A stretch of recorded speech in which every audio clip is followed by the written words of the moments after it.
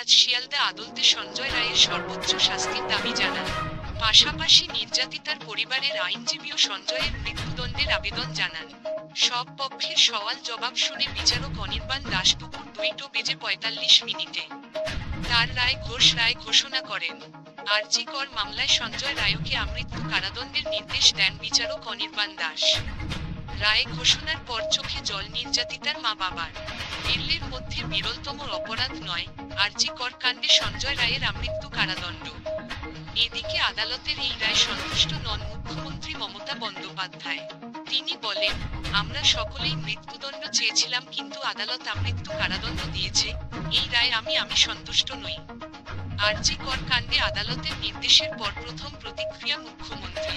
তিনি আরও বলেন, এই মামলাটি কলকাতা পুলিশের কাছ থেকে কেড়ে নেওয়া হয় এবং সিবিআই এর কাছে হস্তান্তর করা হয়। মামলাটি যদি কলকাতা পুলিশের কাছে থাকত, তাহলে তারা সঞ্জয়ের মৃত্যুদণ্ড নিশ্চিত করত। হেনস্থা পুলিশের অভিযোগে হাইকোর্টে আরজি কর আন্দোলনের মুখ আশফাকুল্লা নাইয়া। আরজি করে তরুণী চিকিৎসক ধর্ষণ খুন মামলায় আরজি করে তরুণী চিকিৎসক ধর্ষণ খুন মামলায় আজ সাজা শোনাল শিয়ালদা আদালত। প্রাণদণ্ড না যাবজ্জীবন, কি শাস্তি দোষী সঞ্জয় রায়কে, সেই দিকে নজর ছিল দেশ তথা বিশ্বের। গত শনিবার শিয়ালদা আদালতের বিচারক অনির্বাণ দাস সিবিআই এর পেশ করা প্রমাণের উপর ভিত্তি করে এই মামলায় ধৃত সিভিক ভলেন্টিয়ার সঞ্জয় রায়কে দোষী সাব্যস্ত করে। বিএনএসের 64,103 এক ধারায় দোষী সাব্যস্ত করা হয়েছে অভিযুক্ত সঞ্জয় রায়কে। আজ সোমবার দুপুরে সাজা ঘোষণা করে আদালত।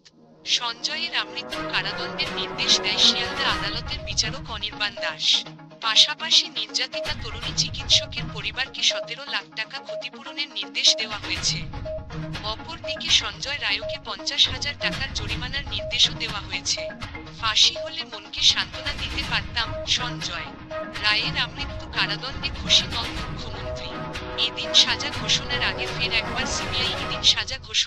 ফের একবার সিবিআই তদন্তে তীব্র অসন্তোষ প্রকাশ করেছেন নির্যাতিতার পরিবার। এদিকে আজ দুপুর 1টায় আদালতের সামনে জুনিয়র ডাক্তারদের একাংশের পাশাপাশি জমায়েত করবে অভয়া মঞ্চ ও জয়েন্ট প্ল্যাটফর্ম অফ ডক্টরস।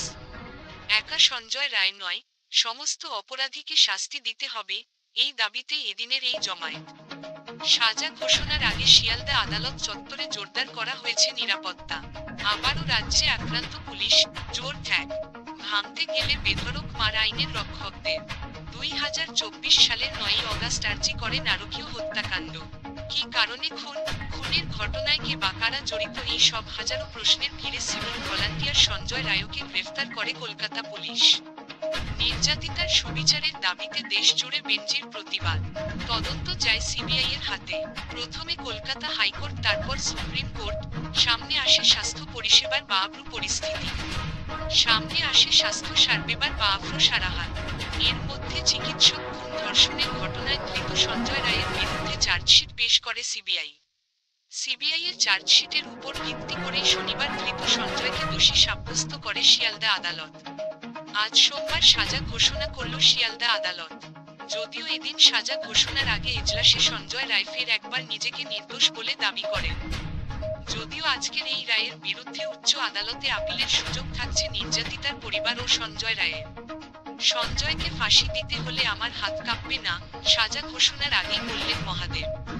রায়ের পর প্রথম প্রতিক্রিয়া নির্যাতিতার মা বাবা। এদিকে আদালতের আজকের এই রায়, হতাশ নির্যাতিতার মা বাবা। ন্যায়বিচার না পাওয়া পর্যন্ত লড়াই চালিয়ে যাওয়ার জোরালো বার্তা। আরজি কর হাসপাতালের ধর্ষণ হত্যা মামলায় মৃত চিকিৎসকের মা বাবা রায়ের পর বলেছেন যে আদালত দোষীকে হাসপাতালের ধর্ষণ হত্যা মামলায় মৃত চিকিৎসকের মা বাবা রায়ের পর বলেছেন যে আদালত দোষীকে মৃত্যুদণ্ডের বদলে আমৃত্যু কারাদণ্ডের যে রায় দিয়েছে তাতে তারা কোনোভাবেই সন্তুষ্ট নন। অপরাধীকে আড়াল করা হয়েছে বলে দাবি করে তারা ন্যায়বিচারের জন্য উচ্চ আদালতে যাওয়ার কথাও জানিয়েছেন। নির্যাতিতা তরুণী চিকিৎসকের মা সংবাদ সংস্থা পিটিআইকে বলেছেন, আদালতের এই রায়, আমরা হতবাক। এটি কিভাবে বিরলতম ঘটনা নয় তা আমাদের জানা নেই।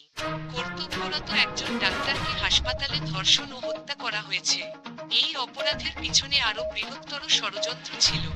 অপরদিকে নির্যাতিতার বাবা বলেছেন বাকি সকল অপরাধীদের আইনের আওতায় এনে শাস্তি না দেওয়া পর্যন্ত তারা তাদের লড়াই চালিয়ে যাবেন।